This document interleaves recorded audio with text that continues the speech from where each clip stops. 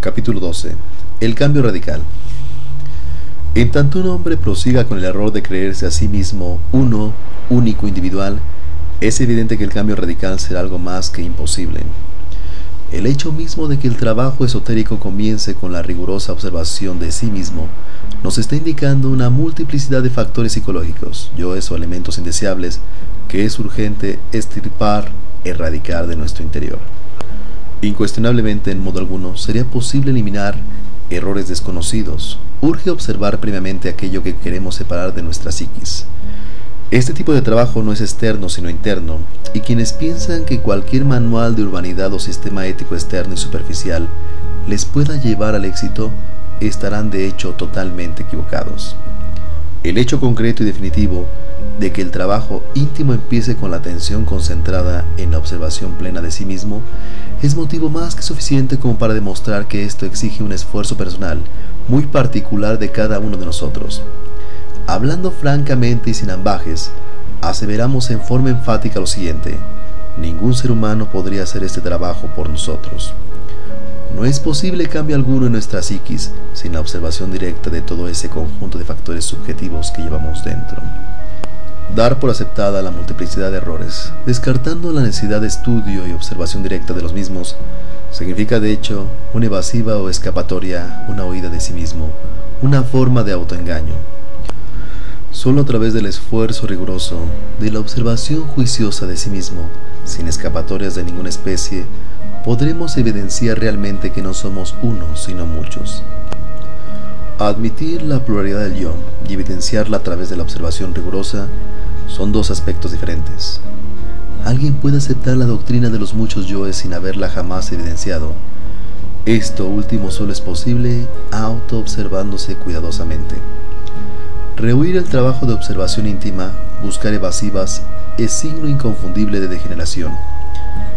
Mientras un hombre sustente la ilusión de que es siempre una y la misma persona, no puede cambiar, y es obvio que la finalidad de ese trabajo es precisamente lograr un cambio gradual en nuestra vida interior. La transformación radical es una posibilidad definida que normalmente se pierde cuando no se trabaja sobre sí mismo. El punto inicial del cambio radical permanece oculto mientras el hombre continúe creyéndose uno. Quienes rechazan la doctrina de los muchos yoes demuestran claramente que jamás se han autoobservado seriamente.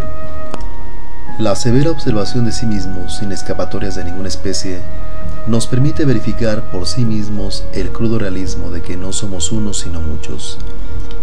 En el mundo de las opiniones subjetivas, diversas teorías pseudo-esotéricas o pseudo-ocultistas sirven siempre de callejón para huir de sí mismos. Incuestionablemente la ilusión de que se es siempre una y la misma persona sirve de escollo para la autoobservación. Alguien podría decir: sé que no soy uno, sino muchos. La gnosis me lo ha enseñado. Tal afirmación, aunque fuese muy sincera, si no existiese plena experiencia vivida sobre ese aspecto doctrinario, obviamente tal afirmación sería algo meramente externo y superficial. Evidenciar, experimentar y comprender es lo fundamental. Solo así es posible trabajar conscientemente para lograr un cambio radical. Afirmar es una cosa y comprender es otra.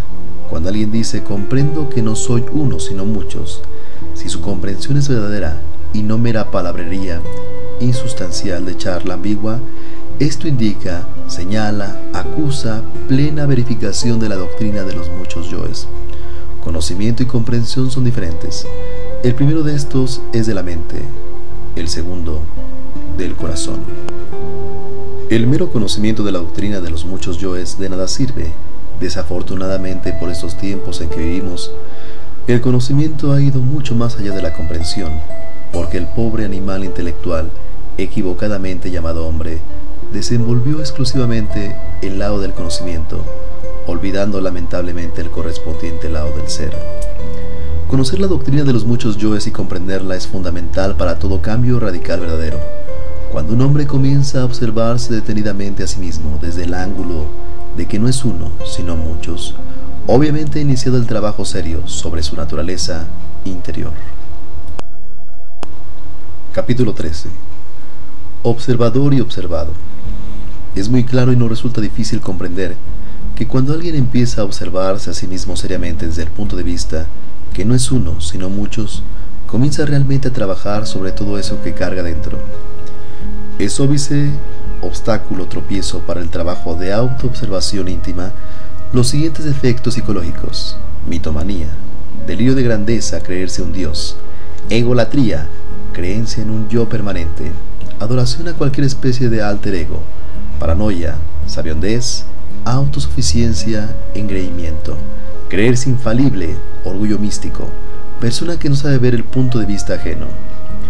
Cuando se continúa con la convicción absurda de que es uno, que se posee un yo permanente, resulta algo más que imposible el trabajo serio sobre sí mismo. Quien siempre se cree uno, nunca será capaz de separarse de sus propios elementos indeseables. Considerará cada pensamiento, sentimiento, deseo, emoción, pasión, afecto, etcétera, etcétera, etcétera, como funcionalismos diferentes, inmodificables de su propia naturaleza, y hasta se justificará ante los demás diciendo que tales o cuales defectos personales son de carácter hereditario. Quien acepta la doctrina de los muchos yoes comprende a base de observación que cada deseo, pensamiento, acción, pasión, etcétera, corresponde a este u otro yo, distinto o diferente. Cualquier atleta de la autoobservación íntima trabaja muy seriamente dentro de sí mismo y se esfuerza por apartar de su psiquis los diversos elementos indeseables que carga dentro. Si uno de verdad y muy sinceramente comienza a observarse internamente, resulta dividiéndose en dos: observador y observado. Si tal división no se produjera, es evidente que nunca daríamos un paso adelante en la vía maravillosa del autoconocimiento. ¿Cómo podríamos observarnos a sí mismos si cometemos el error de no querer dividirnos entre observador y observado? Si tal división no se produjera, es obvio que nunca daríamos un paso adelante en el camino del autoconocimiento. Indubitablemente, cuando esta división no se sucede, continuamos identificados con todos los procesos del yo pluralizado. Quien se identifica con los diversos procesos del yo pluralizado es siempre víctima de las circunstancias. ¿Cómo podría modificar circunstancias aquel que no se conoce a sí mismo? ¿Cómo podría conocerse a sí mismo quien nunca se ha observado internamente? ¿De qué manera podría alguien autoobservarse si no se divide previamente en observador y observado? Ahora bien, nadie puede empezar a cambiar radicalmente en tanto no sea capaz de decir: este deseo es un yo animal que debo eliminar. Este pensamiento egoísta es otro yo que me atormenta y que necesito desintegrar. Este sentimiento que hiere mi corazón es un yo intruso que necesito reducir a polvadera cósmica, etcétera, etcétera, etcétera. Naturalmente esto es imposible para quien nunca se ha dividido entre observador y observado. Quien toma todos sus procesos psicológicos como funcionalismos de un yo único, individual y permanente, se encuentra tan identificado con todos sus errores, los tiene tan unidos a sí mismos, que ha perdido por tal motivo la capacidad para separarlos de su psiquis. Obviamente personas así jamás pueden cambiar radicalmente, son gentes condenadas al más rotundo fracaso.